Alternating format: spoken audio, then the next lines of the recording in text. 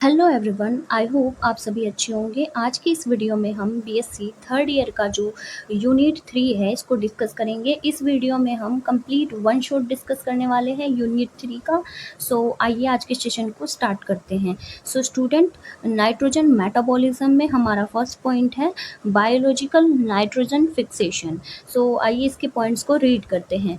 Nitrogen fixation is the process of converting atmospheric nitrogen into ammonia which plants can use। आइए पहले point को समझते हैं। इसका मतलब होता है बायोलॉजिकल नाइट्रोजन फिक्सेशन, यानी कि ऑर्गेनिजम्स के ज़रिए नाइट्रोजन को फिक्स करना। तो हमने पहला पॉइंट रीड किया जिसमें बताया गया है कि एटमॉस्फेयर में नाइट्रोजन होती है लेकिन प्लांट इसे डायरेक्टली यूज़ नहीं कर सकते। Certain bacteria and bacteria like Rhizobium is leguminous plants have the enzymes nitrogenase that breaks the strong triple bond in nitrogen to form ammonia। Second जो पॉइंट है इसमें समझते हैं कुछ बैक्टीरिया जैसे कि राइजोबियम जो लेग्यूमिनस प्लांट्स जैसे कि मूंग मटर के रूट्स में होते हैं, वो एंजाइम्स नाइट्रोजिनेस के थ्रू नाइट्रोजन को अमोनिया में कन्वर्ट करते हैं।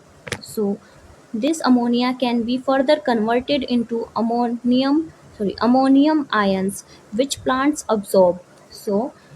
इस अमोनिया को प्लांट्स अब्सॉर्ब करके अमीनो एसिड्स और प्रोटीन बनाते हैं। Symbiotic nitrogen fixation occurs in the root nodules of leguminous plants where bacteria provide ammonia in exchange for carbon compounds for the plant। ये प्रोसेस सिम्बायोटिक होती है, मतलब plants और bacteria दोनों एक दूसरे की मदद करते हैं। इम्पोर्टेंस क्या है?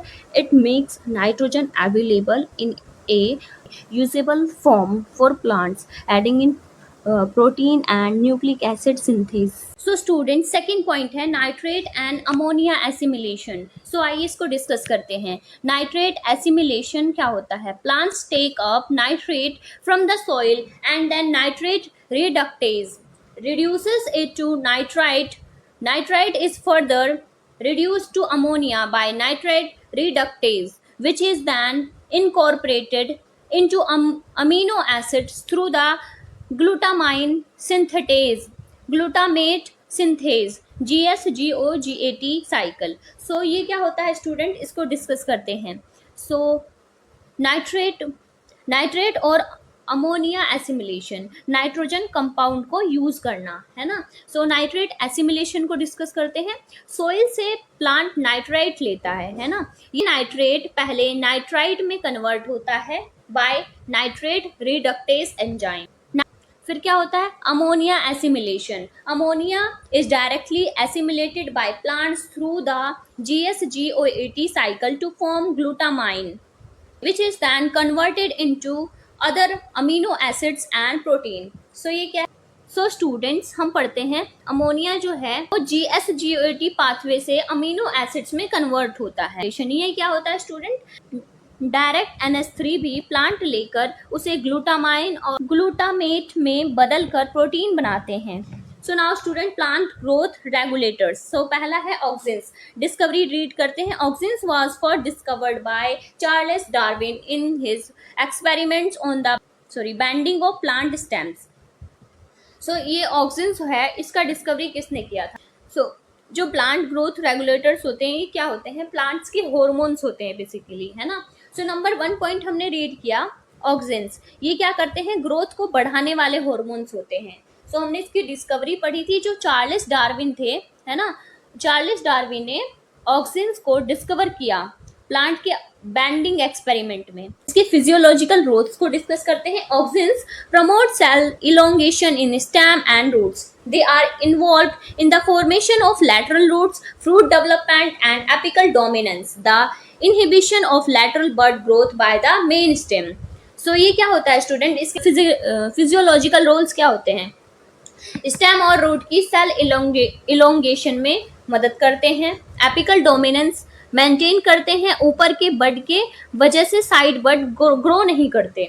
रूट फॉर्मेशन और फ्रूट डेवलपमेंट में हेल्प करते हैं। एग्जाम्पल हम रीड करते हैं। Indole 3 acetic acid IAA is the most common auxin in plants. So example में हमने रीड किया इंडोल 3 एसिटिक एसिड्स, ये इसका एग्जाम्पल होता है। आई होप ये आपको क्लियर हो गया। So now student, second point है गिबरलिन्स। डिस्कवरीज को पढ़ते हैं। Gibberellins were first discovered in Japan when they were found to cause abnormal elongation of rice stem. So gibberellins जो था पहली बार डिस्कवर किया गया था कहाँ पर, जापान में, है। गिबरलिन्स क्या होता है स्टूडेंट्स, प्लांट को लंबा करने वाला हॉर्मोन्स होता है। सो इसकी डिस्कवरी को हमने रीड किया था, राइस के बीमार प्लांट में पहली बार देखा गया है ना, और ये कहाँ पर डिस्कवर किया गया था, जापान में। सो इसके फिजियोलॉजिकल रोल्स को डिस्कस करते हैं। सो गिबरलिन्स promote stem elongation, seed germination and flowering. They help break and seed dormancy and promote the growth of plants in favorable conditions. Example, gibberellic acid is the most widely studied gibberellin. So इसके जो physiological roles होते हैं उनको discuss करते हैं। सो ये stem elongation है ना, यानी कि सीड का जर्मिनेशन और फ्लावरिंग में हेल्प करते हैं, है ना। डोरमेंसी ब्रेक करते हैं। एग्जाम्पल हमने पढ़ा था यहाँ पर, किसका एग्जाम्पल, गिबरलिक एसिड, है ना। So is the most widely study gibberellin. So ये होता है इसका एग्जाम्पल, है ना, गिबरलिक एसिड। किसका एग्जाम्पल है स्टूडेंट, गिबरलिन्स का। सो आइए थर्ड पॉइंट रीड करते हैं स्टूडेंट। थर्ड पॉइंट है साइटोकाइनेसिस। इसकी डिस्कवरी को रीड करेंगे। Discovery, cytokinesis were discovered as substance that stimulate cell division. So cytokinesis क्या होते हैं स्टूडेंट, सेल डिवीजन वाले हॉर्मोन्स, है ना। इसकी डिस्कवरी के बारे में डिस्कस करते हैं। जब साइंटिस्ट ने देखा कि ये सेल डिवीजन बढ़ाते हैं, है ना, फिर इसके रोल्स क्या है, फिजियोलॉजिकल रोल्स को डिस्कस करते हैं। Cytokinesis promote cell division, cytokinesis and are evolve in lateral shoot formation. They delay leaf senescence and work synergistically with auxins in the control of plant growth. Example हमने पढ़ा, chitin is a common cytokinin. So इसके बारे में पढ़ते हैं students. जो cytokinesis होते हैं हमने इसको भी डिस्कस किया। ये क्या होते हैं, ये सेल डिवीजन वाले हार्मोन होते हैं। ये सेल को डिवाइड करते हैं, इनका काम होता है सेल डिवीजन का। सेल डिवीजन को प्रमोट करते हैं, नए सेल्स बनाते हैं, सूट फॉर्मेशन और लीफ सेनेस्केंस को डिले करते हैं, मतलब पत्ते जल्दी नहीं मुरझाते। क्या होता है इसका मतलब, जो इसके लीव्स होते हैं वो जल्दी मुरझाते नहीं, मतलब सूखते नहीं। एग्जाम्पल हमने पढ़ा था जिटिन, है ना। आई होप ये आपको क्लियर हो गया।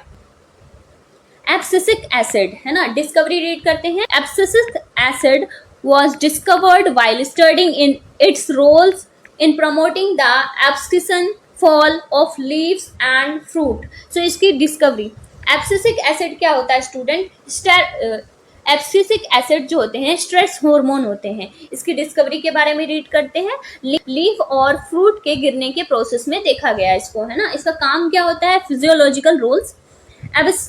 Abscisic acid is known as the stress hormone and it helps plant respond to abiotic stress like drought and salinity by closing stomata to reduce water loss. It also promotes seed dormancy and inhibits seed germination. So इसके roles क्या है students, ये क्या काम करता है, sorry, stomata को stomata close कर देता है ड्यूरिंग स्ट्रेस, जैसे पानी की कमी में, है ना। सीड डोरमेंसी प्रमोट करता है ना, सीड जर्मिनेट ना हो जब तक सही टाइम ना हो, ग्रोथ को इनहिबिट करता है। आई होप ये आपको क्लियर हो गया। So now student, fifth point, ethylene. Discovery read करते हैं। Ethylene was discovered as a gas produced by ripening fruits. So ethylene, जो इथाइलिन होता है ये गैस हार्मोन फ्रूट राइपनिंग वाला होता है ना। इसकी डिस्कवरी हमने पढ़ा।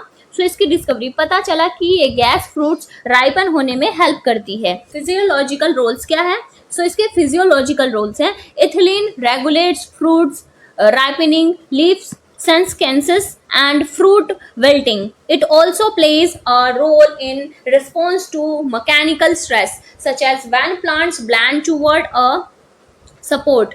It is used commercially in agriculture to ripen fruits like bananas and tomatoes. So students, इसके physiological rules क्या क्या होते हैं? So इसके physiological rules होते हैं fruit ripening, leaf fall और फ्लावर विल्टिंग में रोल होता है इनका, है ना. कमर्शियली यूज होती हैं फ्रूट्स को जल्दी पकाने के लिए, जैसे बनानास, टमाटोज, है ना. आई होप स्टूडेंट ये आपको क्लियर हो गया.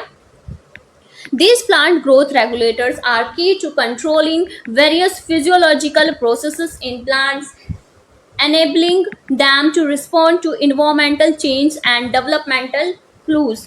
हमने अभी पढ़ा नाइट्रोजन मेटाबॉलिज्म और प्लांट ग्रोथ रेगुलेटर्स, ये दोनों चीज़ें हमने इस सेशन में डिस्कस किया. सो आइए यहाँ पर डायग्राम के थ्रू भी एक बार मैं आपको एक्सप्लेन कर देती हूँ. सो पहले हम पढ़ेंगे बायोलॉजिकल नाइट्रोजन फिक्सेशन, है ना. सो इसको समझते हैं. सो बायोलॉजिकल नाइट्रोजन फिक्सेशन में क्या होता है स्टूडेंट. इस इमेज में क्या दिखाया गया है कि एटमॉस्फेरिक नाइट्रोजन को बैक्टीरिया जैसे कि राइजोबियम नाइट्रोजिनस एंजाइम की मदद से अमोनिया में कन्वर्ट करते हैं, है ना. कैसे कन्वर्ट हो रहा है ये स्टूडेंट्स. एटमॉस्फेरिक नाइट्रोजन को बैक्टीरिया जैसे कि राइजोबियम नाइट्रोजिनस एंजाइम की मदद से अमोनिया में कन्वर्ट करते हैं. फिर क्या होता है, ये अमोनिया प्लांट अब्जॉर्ब करता है और यूज करता है प्रोटीन बनाने के लिए, है ना. नाइट्रेट एंड अमोनिया एसिमिलेशन, इसमें क्या हो रहा है, सोइल से नाइट्रेट प्लांट के रूट्स लेते हैं, नाइट्रेट को नाइट्राइट और फिर अमोनिया में कन्वर्ट किया जाता है. अमोनिया से अमीनो एसिड्स बनते हैं जो प्लांट के लिए इंपॉर्टेंट बिल्डिंग ब्लॉक्स होते हैं प्रोटीन बनाने के लिए. छोटी सी रूट प्लांट का इमेज दिखाता है कि नाइट्रोजन कैसे रूट्स के थ्रू ऑब्जर्व होता है ना. सेकेंड है प्लांट ग्रोथ रेगुलेटर्स, है ना. यहाँ 5 मेजर हॉर्मोन्स दिखाए गए हैं विथ देयर फंक्शंस और आइकन्स, है ना. पहला हमें दिया गया है ऑक्सिन्स. इसका काम क्या होता है स्टूडेंट, सेल एलोंगेशन यानी कि सेल का लंबा होने का. एपिकल डोमिनेंस, ऊपर के बड का ज़्यादा ग्रो होना. छोटी सी प्लांट आइकन ग्रोथ शो करती है. सेकेंड हमें दिया गया है गिबरेलिंस, है ना. इसका क्या काम होता है स्टूडेंट, स्टेम एलोंगेशन, स्टेम का लंबा होना. सीड जर्मिनेशन, बीज का उगना. आइकन्स में टॉल प्लांट दिखाई गई है ना. थर्ड है साइटोकाइनेसिस. इसका क्या काम होता है स्टूडेंट, सेल डिवीजन, नए सेल्स बनाना. लीफ सेंसिकेंसिस डिले, मतलब जो लीव्स होती हैं उनका जल्दी ना मुरझाना, है ना. एक ग्रीन लीफ आइकन्स जो फ्रेश लीफ को शो करता है. नाउ अब्सिसिक एसिड, है ना. इसका क्या काम होता है, स्टोमेटल क्लोजर, है ना. ये क्या करता है, स्टोमेटल क्लोजर स्ट्रेस में पानी का लॉस रोकता है, ग्रोथ इनहिबिट करता है. एक ब्राउन फ्रूट आइकन दिखाया गया है जिसे स्ट्रेस या डोरमेंसी कंडीशन का सिंबल, है ना.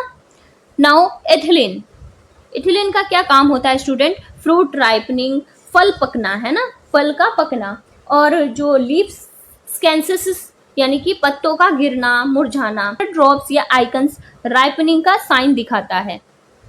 आज हमने यूनिट 3 डिस्कस किया जिसके हमने सभी पॉइंट्स क्लियर कर लिए हैं. आई होप ये आपको समझ में आ गया. कोई डाउट है तो प्लीज़ कमेंट कीजिए और प्लीज़ लाइक शेयर सब्सक्राइब करना ना भूलें. Thank you everyone.